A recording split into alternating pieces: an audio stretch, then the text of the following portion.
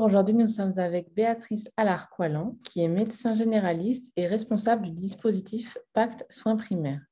Est-ce que vous pouvez premièrement nous présenter ce qu'est Pacte, s'il vous plaît? Pacte, c'est un dispositif qui vise à accompagner les équipes de soins primaires, qu'elles soient regroupées en maison de santé ou en centre de santé ou en communauté professionnelle territoriale de santé. Et cet accompagnement se fait via la formation des coordinateurs de ces structures. C'est une formation qui se fait selon la double modalité, distancielle en e-learning et puis en suivant des séminaires présentiels. À l'EHESP, nous accompagnons tout un pool de formateurs relais qui eux-mêmes en région vont distribuer et déployer la formation Pacte auprès des coordinateurs que je vous ai cités tout de suite. Pacte, c'est un petit peu plus que ça parce qu'effectivement, je vous disais, je parle de dispositif. C'est bien pour signifier qu'il ne s'agit pas que d'une formation. D'abord, c'est une formation un petit peu particulière. C'est une formation expérientielle. On n'a pas d'a priori de base. Le programme et les ressources sont régulièrement revus et adaptés aux besoins des participants en fonction de leur actualité au sein de leurs équipes de soins primaires. À côté de ça, Pacte, c'est aussi un dispositif d'études, puisqu'on a François-Xavier Schweyer, qui est sociologue à l'EHESP, qui va observer, avec les retours d'expérience des coordinateurs et des formateurs relais, ce qui se passe, les dynamiques en jeu dans leurs équipes, et qui va nous produire des documents qui nous servent de bibliographie pour pouvoir un peu mieux étayer nos travaux.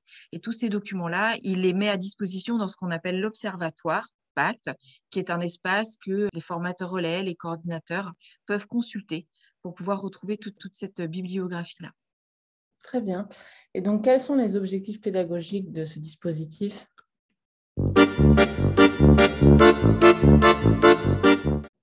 Alors, les objectifs pédagogiques, c'est principalement d'aider les coordinateurs à comprendre les enjeux qui vont traverser leurs équipes et du coup à rentrer pleinement dans leurs fonctions.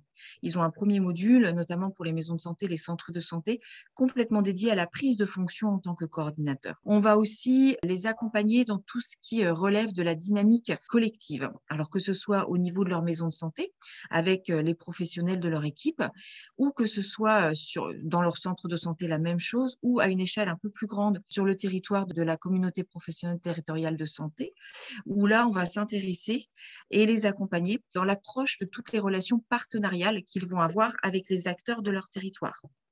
Et puis, il y a aussi des objectifs qui tournent autour de la qualité. Se poser la question de ce que c'est qu'une démarche qualité, de la façon dont on peut l'entreprendre, de comment est-ce qu'on peut faire coïncider cette démarche qualité avec l'atteinte des objectifs très opérationnels de l'équipe pour pouvoir avancer et produire plus de qualité justement dans les soins et dans les organisations dans lesquelles ils travaillent. Il y a agrégé autour de ces modules socles, des modules, donc ces modules socles de formation, il y a des modules complémentaires de formation qui vont concerner les sujets de la gestion de la structure, de la télésanté et de la communication.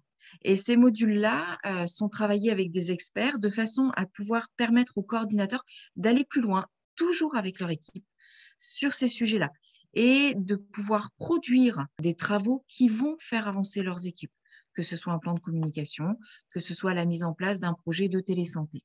Est-ce que vous pouvez nous dire où intervient la Société française Santé Digitale dans ce dispositif et qu'attendez-vous de ce partenariat, s'il vous plaît? Bien sûr.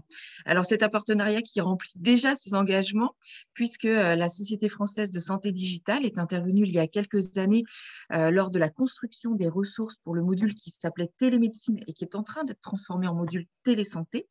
À l'époque, Lydie Canipel avait effectivement participé à la concrétisation, à la réalisation de ressources qui sont en ligne sur la plateforme.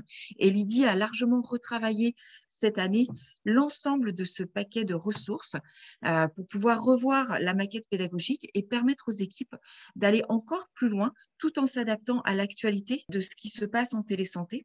Actualité qui a, comme toutes les actualités, été largement bouleversée et poussée par la crise sanitaire que nous traversons. Merci beaucoup pour vos réponses et cette présentation du dispositif. À bientôt. Merci, au revoir.